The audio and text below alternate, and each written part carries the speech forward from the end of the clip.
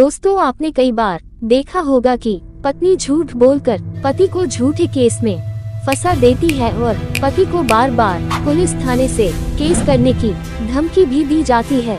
दोस्तों, पुलिस पति की एक भी बात नहीं सुनती है और पति को झूठे केस में फंसाने में पुलिस झूठी पत्नी का सहयोग करती है।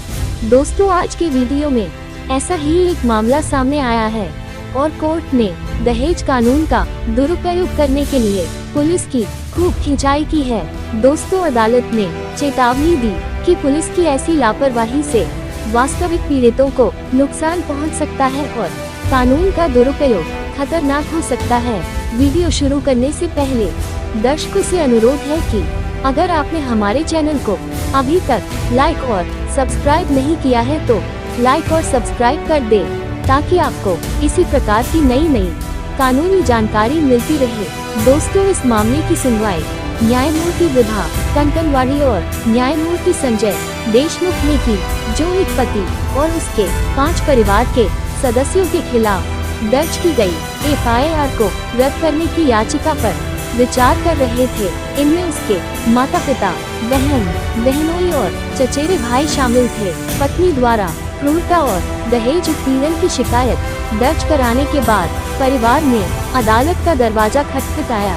दोस्तों, कोर्ट ने रिकॉर्ड की सावधानी पूर्वक जाँच करने के बाद कोर्ट ने पुलिस के जाँच करने के तरीके पर गंभीर गलतियां पाई।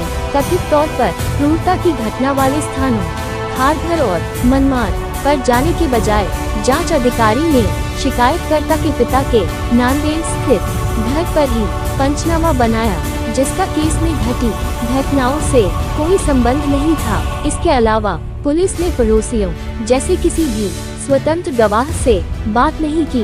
उन्होंने केवल महिला के परिवार के सदस्यों से ही समान बयान लिए। दोस्तों, इस मामले में उच्च न्यायालय ने कहा, इससे पता चलता है कि आजकल पुलिस भी भारतीय दंड संहिता की धारा 498A के तहत अपराध के मामले में उचित सावधानी नहीं बरत रही है और उचित जांच नहीं कर रही है। इस अपराध को अब पुलिस द्वारा लापरवाही से लिया जाता है, क्योंकि वे कई बार प्रथम सूचना रिपोर्ट के साथ जिस तरह से व्यवहार करते हैं वह गलत है और ये दुरुपयोग का एक उदाहरण है। इस प्रकार ये पुलिस अधिकारी कुछ पूर्वधारणाओं या पूर्वाग्रही मन के साथ जांच को आगे बढ़ा रहे हैं। ये रवैया खतरनाक है, क्योंकि इस तरह की उदासीनता के कारण वास्तविक मामले प्रभावित होंगे। शिकायत नांदेड़ की एक महिला ने दर्ज कराई है, जिसकी शादी 28 जनवरी 2024 को हुई थी। उसने दावा किया कि शादी के सिर्फ 2 महीने के भीतर ही उसे अपने पति और उसके परिवार से मानसिक और शारीरिक क्रूरता का सामना करना पड़ा। मुख्य रूप से 20 लाख रुपए के दहेज की मांग को लेकर पत्नी ने आरोप लगाया कि 28 मार्च को उसे पीटा गया और घर से निकाल दिया गया। उनके आरोपों के आधार पर नांदेड़ के विमानतल पुलिस स्टेशन में IPC की धारा 498A क्रूरता, 323 चोट पहुंचाना, 504 अपमान, 506 धमकी और 34 सामान्य इरादा के तहत प्राथमिकी दर्ज की गई। लेकिन पति के वकील ने दलील दी कि शिकायत झूठी है और निजी मकसद से की गई है।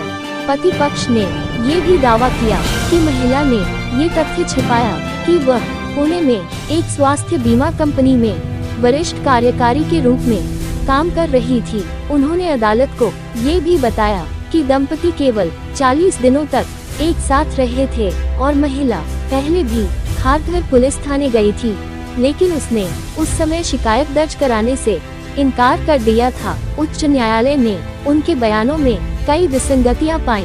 तब यह विश्वास करना कठिन है कि वह कहती है कि 2 दिनों के भीतर भाभी ने भी कहना शुरू कर दिया कि मुखबिर के चेहरे पर तकिया दबाकर उसे मार दिया जाना चाहिए और आवेदक नंबर 1 की दूसरी शादी कर दी जानी चाहिए। अदालत ने ये भी पाया कि महिला ने अपनी शिकायत में अपनी नौकरी या योग्यता का उल्लेख नहीं किया था। वह मेडिकल प्रैक्टिशनर के रूप में अपने व्यवसाय और सेवा या यहाँ तक कि अपनी योग्यता के बारे में चुप थी। न्यायाधीशों ने आगे कहा कि आधिकारिक पुलिस दस्तावेजों और आरटीआई जवाबों में उन्हें डॉक्टर के रूप में संदर्भित किया गया था, जो साबित करता है कि उनकी चिकित्सा पृष्ठभूमि थी और वे काम कर रही थी। न्यायालय ने श्री MM लोन अनुसंधानकर्ता पुलिस द्वारा की गई जांच की आलोचना करते हुए कहा, जब खारघर, मुंबई या मनमाड, नासिक में क्रूरता के कथित कृत्य हुए थे तो पुलिस उस स्थान पर जाने और पड़ोसी व्यक्तियों से पूछताछ करने का प्रयास नहीं किया। इसके बजाय पुलिस अधिकारी ने नांदेड़ में महिला के पिता के घर का दौरा किया, जो अप्रासंगिक था। दोस्तों, न्यायाधीशों ने मामले का वर्णन इस प्रकार किया, भारतीय दंड संहिता की धारा 498A के दुरुपयोग का उत्कृष्ट उदाहरण, कमजोर साक्ष्य और घटिया जांच के कारण न्यायालय ने कहा कि यह मुकदमा न्यायिक प्रक्रिया की बर्बादी होगी और सभी 6 आरोपियों के खिलाफ प्राथमिकी रद्द कर दी। दोस्तों, इस केस का जजमेंट आपको चाहिए तो वीडियो के कमेंट बॉक्स में कमेंट कर सकते हैं। जानकारी अगर अच्छी लगी तो वीडियो को लाइक और सब्सक्राइब करें। आज के वीडियो में बस इतना ही। सत्यमेव जयते। जय हिंद, जय भारत।